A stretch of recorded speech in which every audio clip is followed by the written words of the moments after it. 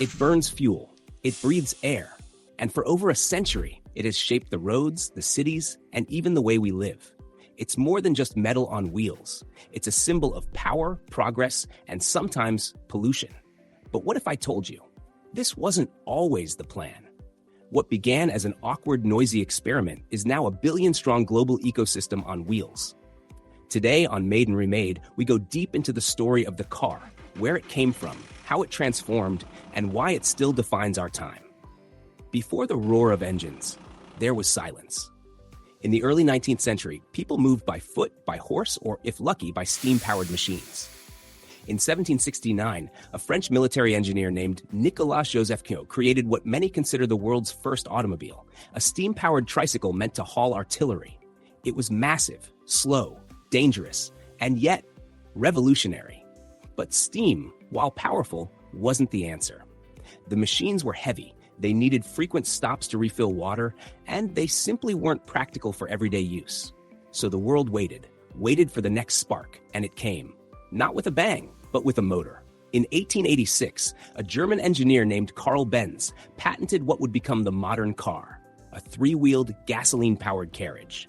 He called it the Benz Patent Motorwagen. It had no roof, no steering wheel. And yet, it started everything. Just 2 years later, his wife, Bertha Benz, without telling him, took that vehicle on the first ever road trip, a 65-mile journey through Germany. She proved it worked. She fixed breakdowns herself, and she promoted the car without even realizing it.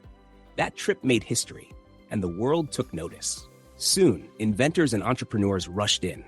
Daimler, Ford, Peugeot, Renault. Each one brought something new to the table. But the real transformation came in 1908, when Henry Ford introduced the Model T. Not because it was the fastest, not because it was the prettiest, but because it was affordable, thanks to mass production. Before Ford, cars were luxury. After Ford, they were for the masses. By 1927, over 15 million Model Ts had been built. The car wasn't a novelty anymore, it was a necessity. As the car spread, it reshaped civilization. Cities expanded, suburbs were born, highways became veins, gas stations their lifeblood. But with great speed came great cost. In the 1950s and 60s, car culture exploded. Designs became bold, fins pointed to the sky, and the car became a fashion statement, and sometimes a weapon of ego. But the planet was watching. By the 1970s, oil crises and air pollution forced a rethink. The car was now seen both as a miracle and a menace. Smog, traffic, noise, accidents.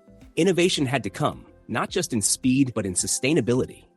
Hybrids entered the stage. Catalytic converters, safety belts, crash tests.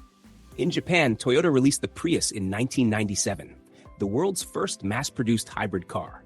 It wasn't flashy, but it was a statement. The car could evolve, and it had to. Today, the car is at a crossroads once again, from internal combustion to electric motors, from steering wheels to self-driving AI.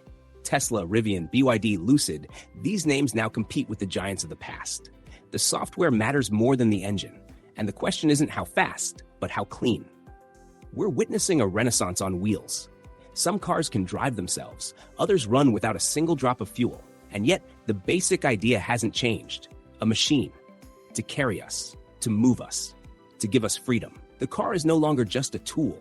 It's an ecosystem, tied to satellites, powered by data, and driven by a global energy conversation. Some see the future as electric, some see it as autonomous. But one thing is certain, the car will continue to adapt. Because we do. From Cugnot's steam tricycle, to Carl Benz's clattering motor wagon, to a silent Tesla gliding through a smart city, the car has been made and remade over and over again. It tells the story of who we are, restless, ambitious, inventive, forever on the move. And the next time you sit behind the wheel, remember, you're not just driving a machine, you're steering through time. In the next episode of Made and Remade, we dive into something much smaller, yet just as transformative, the air conditioner. Once a luxury for the elite, now an invisible force that cools our homes, preserves our food, and even shaped global architecture. Did you know the first AC wasn't made for people, but for paper? We'll uncover that cool truth and much more. Until then, check the links in the description for deeper reading and tell us in the comments, what should we explore next? Because everything around us has been made and remade.